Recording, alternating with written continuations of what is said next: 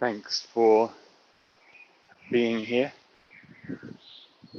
I've been moving like this for the last few minutes. I hoped it would prepare the space for us and give this performance some credibility. My dad divorced my mum and moved out when I was 7. I wonder if anyone out there has a similar experience. Since then, I see an abandonment that drives me to seek approval wherever I can. Dad funded that search by providing me with a £30,000 education where I chose to express myself in the arts. I'm not sure this meets his expectations from the investment, but moving and speaking like this is the best I can do. Even in these difficult times, I'm trying to be a productive economic entrepreneur of my own life and, really sell myself.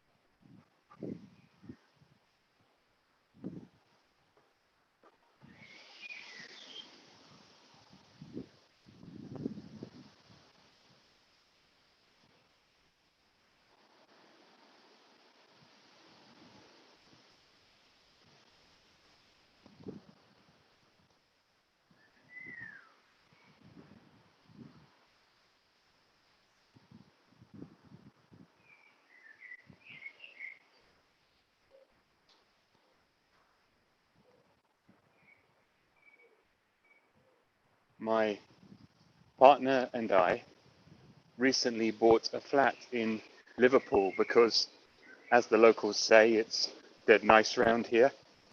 We're surrounded by sweet Victorian parks and churches. We couldn't get a mortgage. We used my inheritance from my grandparents' place, and the money for that place came from my great uncle who ran his family cotton business in Paisley, just outside of Glasgow. We renovated the flat so that we could live and work here. We painted the walls white to reflect the sun and made room for our things. Our building is Victorian too. Its first owner was a liberal and a Christian. I imagine him praying in the church on the corner and walking in the parks like we do.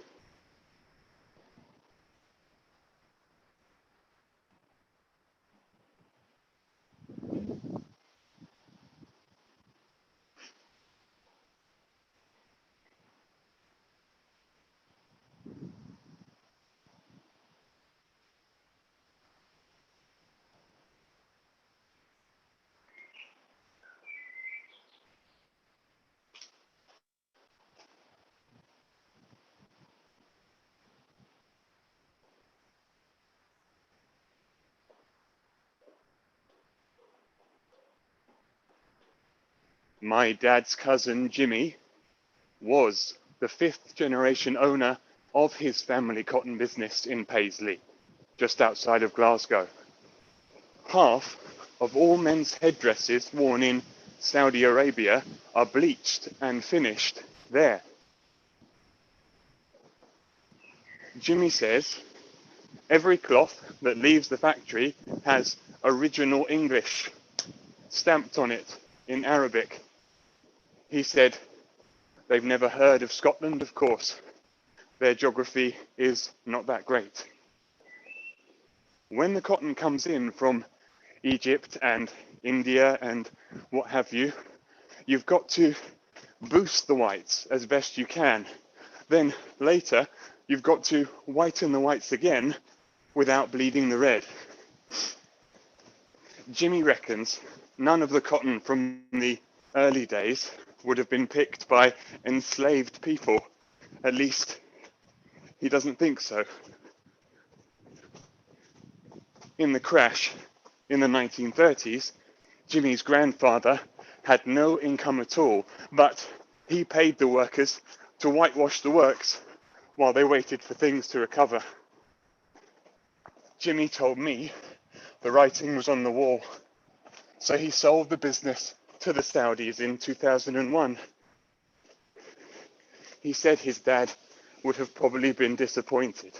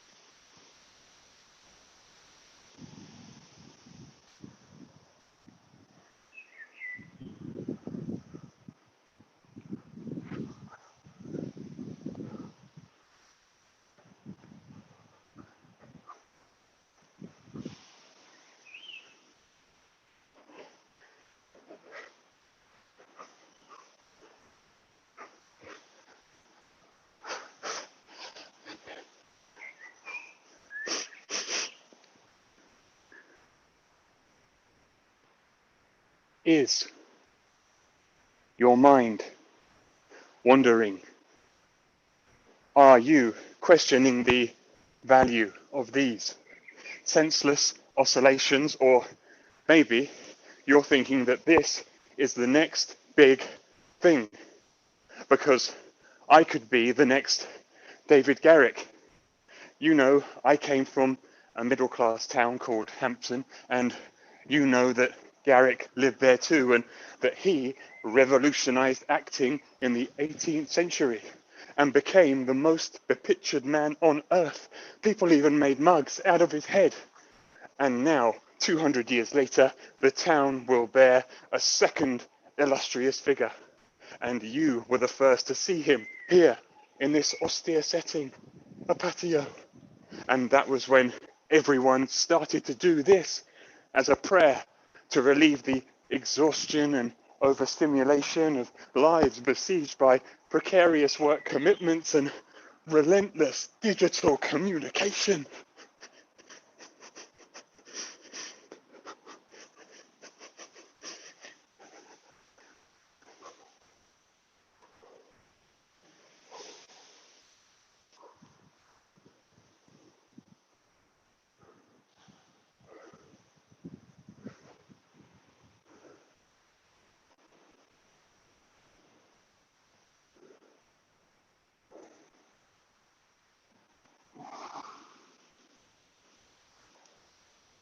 So far,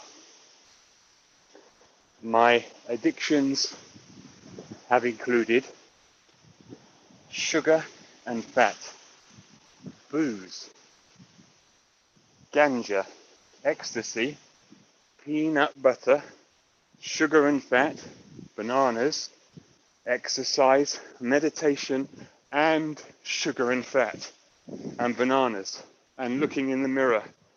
And I finish a caffeinated drink with the thought of having a caffeinated drink. As well as status and property, I think addiction is another thing I inherited from my family. I asked my dad where the money for my education came from. He said he worked hard and got well paid, especially when he was at Visa. Just get on with it, sort of thing. My dad said my stepmom is a global finance director. He said she's worked her nuts off to do what she does. I'm trying to work my nuts off too. I think work might be another part of my addiction matrix, which I am also working on when I find the time.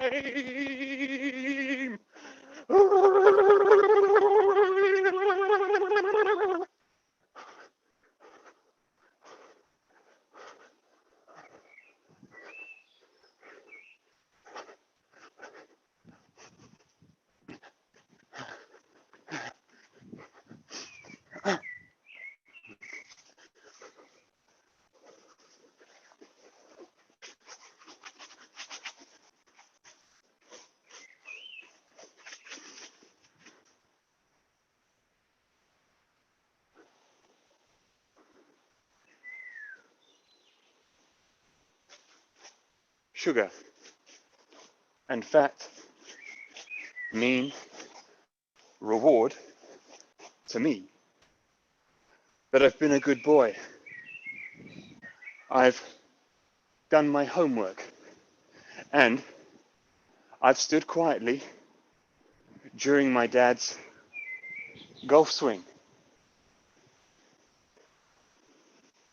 Now, I don't eat sugar much. I don't think or talk about sugar as much as I used to. And I have noticed how much other people do think and talk about sugar much. Particularly my family.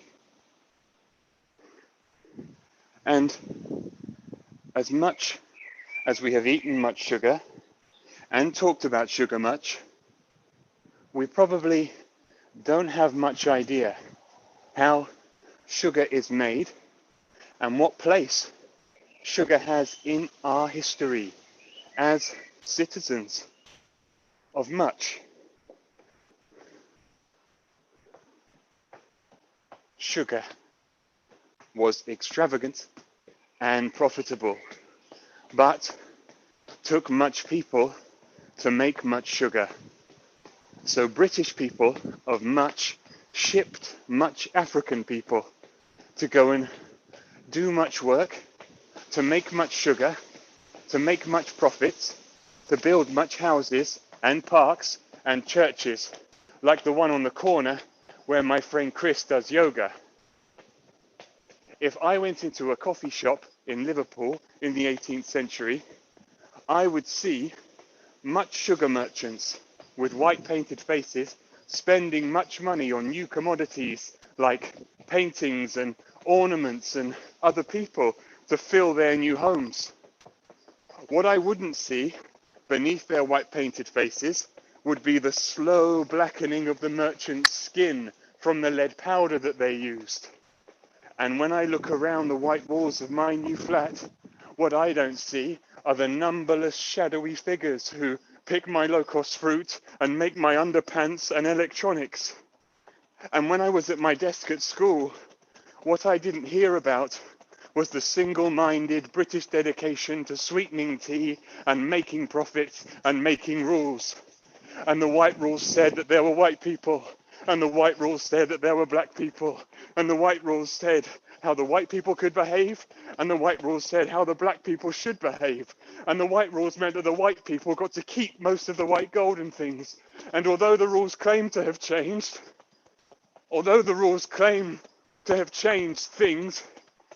things haven't changed. And some of those things are burnt into my skin.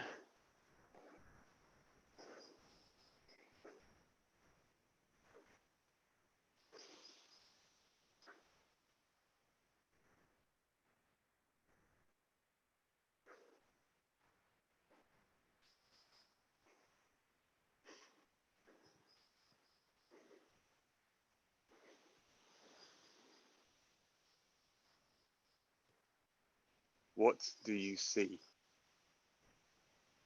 First and foremost, when you look at me,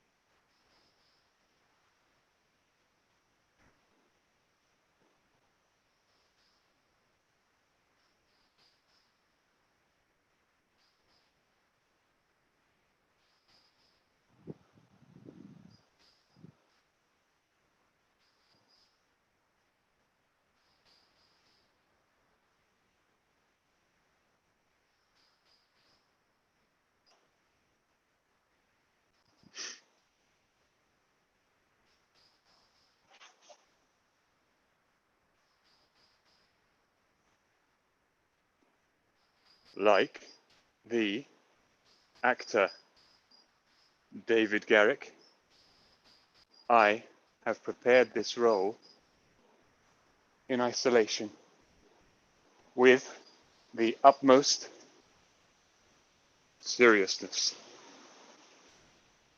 We both work within the confines of a tight playing space. His, the stage at Drury Lane. Mine, the patio out the back of my flat. Like him, I have no elaborate stage equipment, just the bare concrete slabs of which I am the master. I crouch before you, completely exposed, with no other resources than my own talent. The hidden fires of Garrick's emotions burst forth from his body like volcanoes, sending gleams of newborn light upon his audiences, surpassing anything they had ever seen, radiating truth. David and I both have hyperactive tendencies. At times of stress, I cannot stop myself from overworking to override fears of weakness and failure. Garrick was the son of refugees, an absent father, a depressive mum. Now, he is the figurehead of a private men's club in Covent Garden. It's called the Garrick Club, and suburban kids sit on his temple to Shakespeare and smoke spliffs alongside the Hampton Riviera.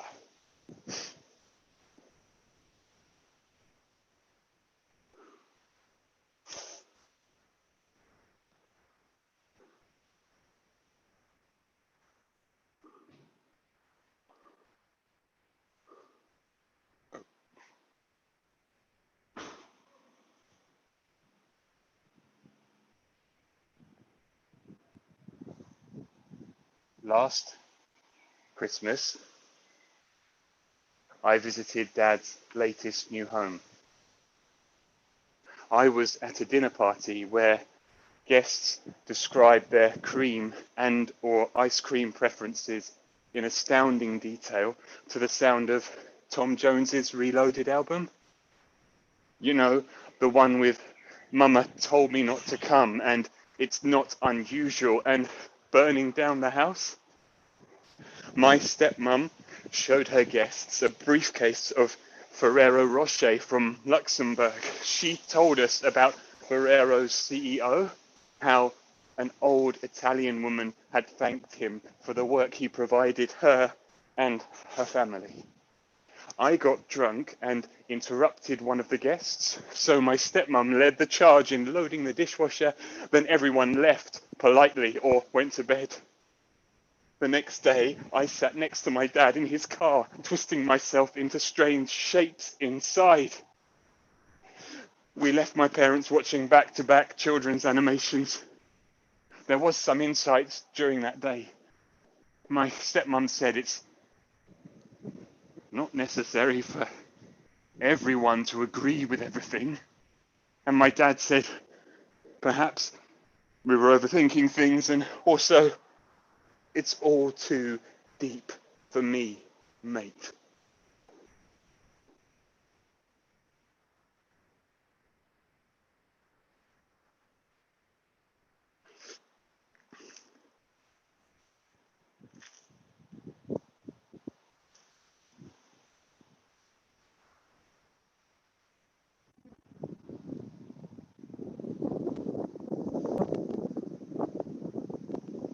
My form room at Hampton School was in the Garrick building. We had his portrait on the wall. Our headmaster encouraged the boys to develop an impeccable judgment, to know the boundary between fun and poor taste. I wonder if my parents consider my schooling a successful and mutually beneficial outcome. In the words of my alumni, we all know in business, success breeds success, and success breeds confidence. Be different. Choose the road less traveled, but most importantly, be yourself. Constantly evolve. Think entrepreneurship and entrepreneurship in everything you do, and you'll succeed. He who stays with the sun will know no darkness. Desire nothing, for you lack nothing. Abandon all thoughts about yourself, and nothing will betray you. Know the knowers, and all will be known.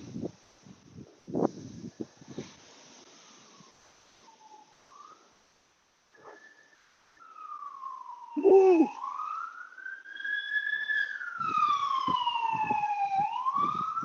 My dad. School. I did. When I was a child, I went to Dad's work. At Christmas, Dad told me what a zip-zap machine was, and that the computer he managed lived in a massive room, authorizing transactions. When you put your card in a machine, it sends a message from that machine to Dad's machine to the bank's machine and back again, saying yes, no. Dad was cutting edge, a leading leader. Dad's moods taught me not to ask questions and how to control others with my silences. And what I don't want to admit is that my labour will never earn as much as Dad's labour. And my labour is simply an expensive and elaborate ploy to justify my need for attention. When the virus broke out, Dad said he was there if we needed him, checkbook in hand. And that made me feel safe.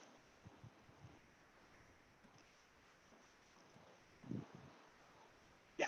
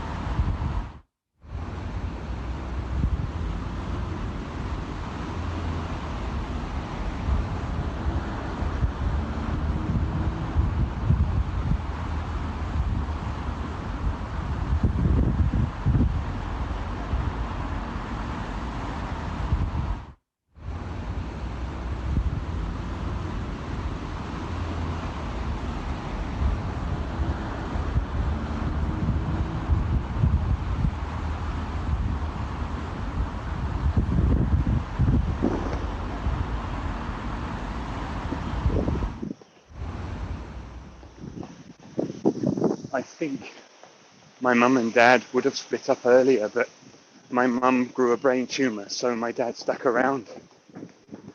I was in my teens watching CITV when she collapsed in the room above me. She was having a fit on the floor. My memory has distilled the moment into a single frame. I don't recall the motion, just the look on her face. I called an ambulance. The paramedic kept asking me if she was epileptic, and I didn't know. My dad came round and we sat on the sofa not talking about it. 10 years later, I saw a Hampton schoolboy have a fit on the floor of the bed and breakfast in Scarborough. As his back arched, his skin transformed through 3 or 4 different colours, and I couldn't help but think of a rainbow.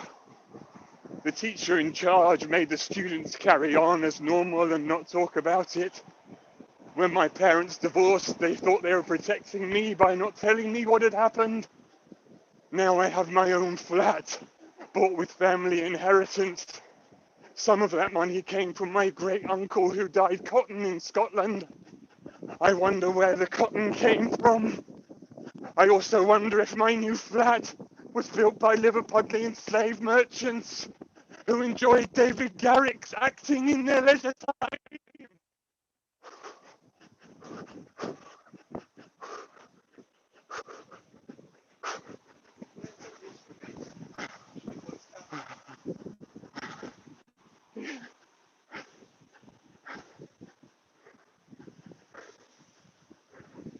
I hope that getting my body to shudder like this will take away the numbness so I can shout and say what I want without hysteria or apology or explanation. What I want is to stand atop the walls of my sincerity and watch my defects disappear from before me as surely as the snow retreats before a white sunbeam. What I want is for my home to be a spiritual sanctuary where I'm able to generate non-polluting thoughts for days on end and never lose my temper and smash objects or scream at my partner.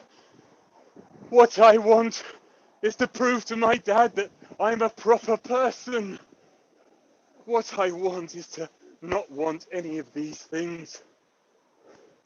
The best things in life aren't things. A white sun of the people addicted to being addicted, having never left the house. I'm asking for the way home.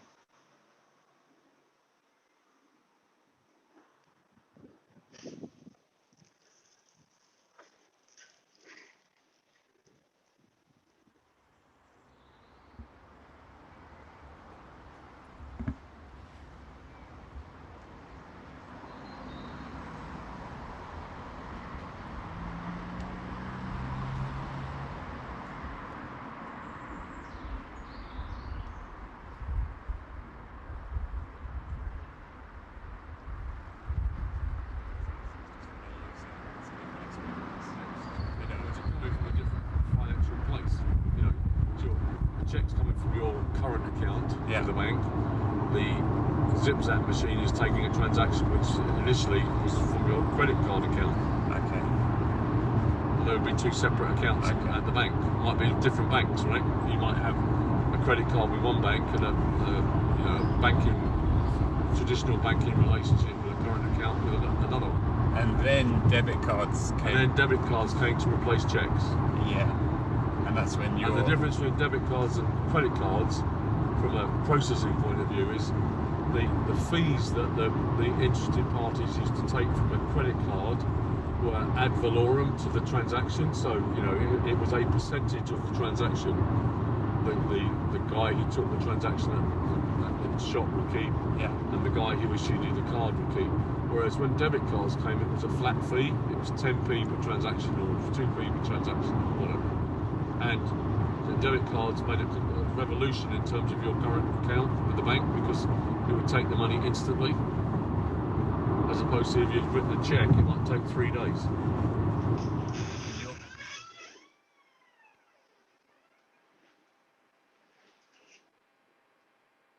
As I stand here before you, I imagine you to be prosperous merchants, enjoying your new leisure time at this theatre.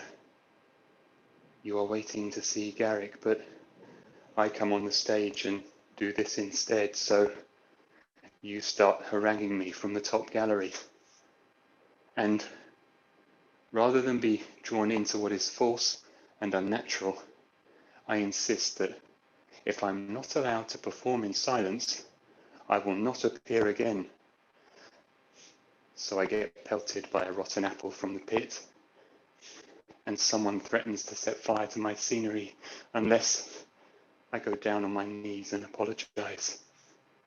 And I don't know what to do because I'm not really getting paid for this gig, and yet the threat of its failure, it's a fate worse than death, so I end up shouting back. I've been training to do this for over 15 years, and unlike some of your other actors, I don't just pose in front of the mirror with my ideas. I actually dedicate my entire soul to my work on a daily basis. And for this sacrifice, I'm getting paid fuck all. And Garrick gets a fee and half the takings. So if you could just get over yourselves and listen to what I'm doing and stop obsessing all the time about what's entertaining or relevant, because I really can't, from my feelings, act this otherwise.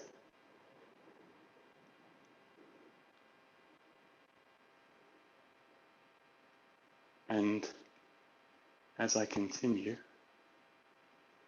my dance is slowly enveloped in flames.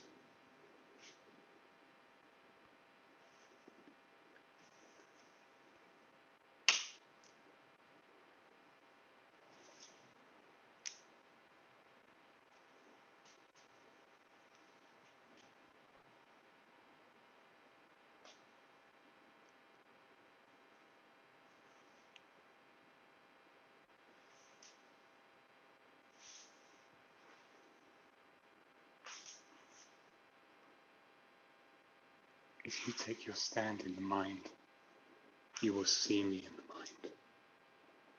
If you take your stand in the mind, you will see me in the mind. If you take your stand in the mind, you will see me in the mind. Have patience with me, but above all, have patience with yourself, for you are your only obstacle. You are your only obstacle. You are your only obstacle. My stepmom's company YouTube video says they are constantly thinking and planning to stay ahead of the competition. They believe that everything begins and ends in media, and there is never a finish line. Everything begins and ends in media, and there is never a finish line. Everything begins and ends in media, and there is never a finish line. The source of light is dark. The way leads through yourself, beyond yourself.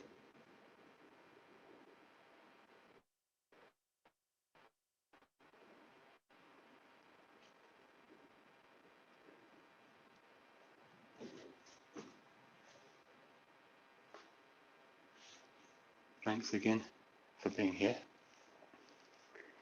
You can leave. No rush. I'm going to keep moving and speaking like this till after you've gone. I hope it will prepare the space for us and give this performance some credibility. More real than the body, closer than the mind itself. First, reach the state, then ask the question. The very seeking prevents us from finding. What was never lost can never be found.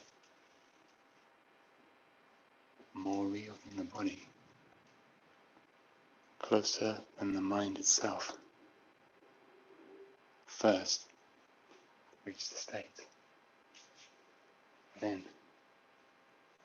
ask the question. The very seeking prevents us from finding.